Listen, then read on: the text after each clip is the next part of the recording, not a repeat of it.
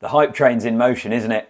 Springboks Ireland this weekend. Springboks team is out. I've just been watching some of Rassie Erasmus's press conference as well, and it is getting spicy. The build-up for this one feels like it has been over months. There's been a lot said, some in the Irish media, some in the South African media, but it promises to be a great series.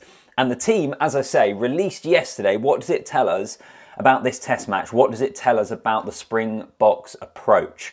Welcome back to the channel. My name's Alfie. If you are new here, I'd love it if you subscribe to the channel and like the video. And don't forget, hit the comment section. Let me know, what do you make of it? Particularly if you're a South African, if you're a fan of the Boks, what do you make of this team?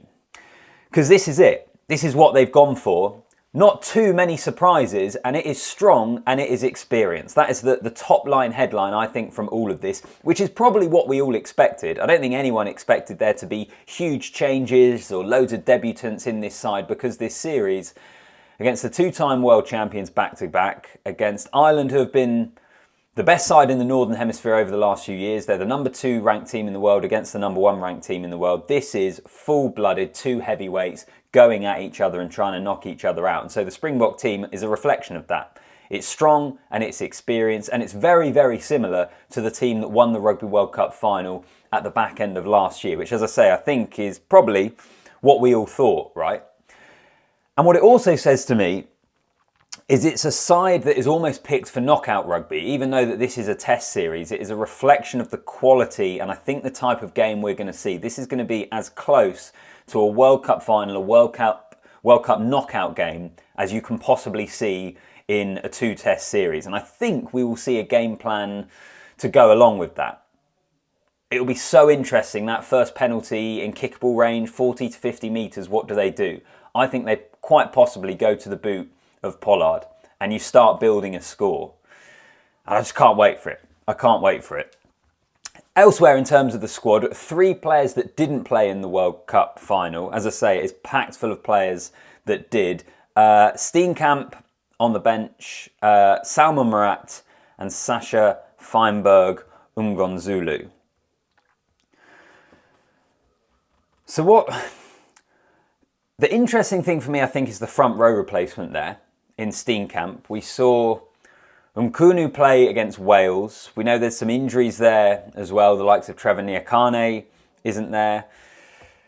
So his impact coming off the bench, I mean, he's got Malcolm Marks and Vincent Koch in terms of the front row replacements for company. So you'd imagine that's still going to be a pretty strong unit. But given the importance of that area of the game for the Boks over the last few years, the World Cup semi-final against England is the obvious example of that. But there's been loads of others as well. They've been so dominant in that area. We know those starting guys in Oxenche, Bongi Mbonambi and Frans Malherbe are going to be strong.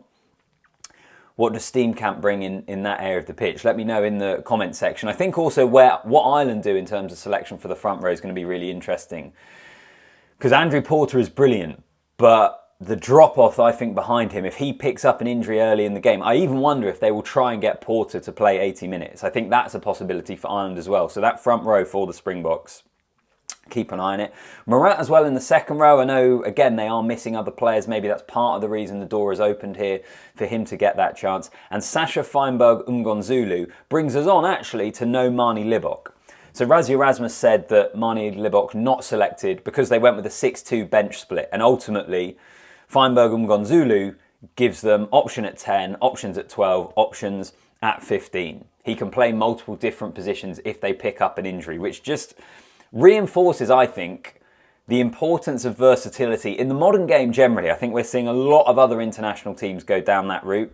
Obviously, as an England fan, it's something that I think is particularly pertinent for it's kind of where Steve Borthwick is going with the team. I think it's something that is happening generally across the game and across the international game, and it's of particular importance, I think, to this Springbok team.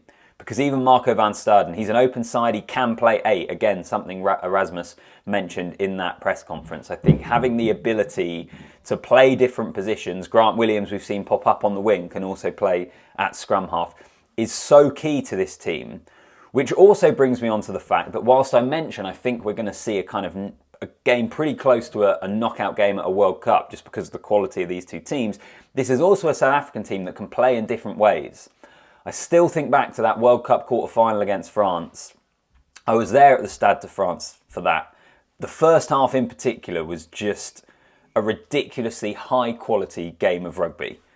And it wasn't just South Africa doing what I suppose is the stereotypical South African game plan, which they get pigeonholed into and isn't really a fair reflection of what they can do. It's not a fair reflection of this team. And this is a team, I think, that if it opens up, they have players all over the pitch that will be able to hurt you and will be able to do damage. Like, you look at the back line, the experience at 9 and 10 of Faf and Pollard. You've then got the experience of Dielende and Creel and the blockbuster pace of Kurtley, Aronza, Cheslin Colby. They're both back in, having previously been injured. Villy Leroux comes in, so experienced at 15. So, as I say, I think we will see a real arm wrestle, a knockout style game.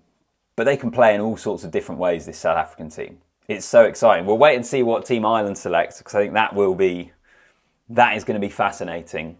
But it is set up to be a brilliant, brilliant test match. And what do you make of that team? Pretty confident, I would have thought, South African fans.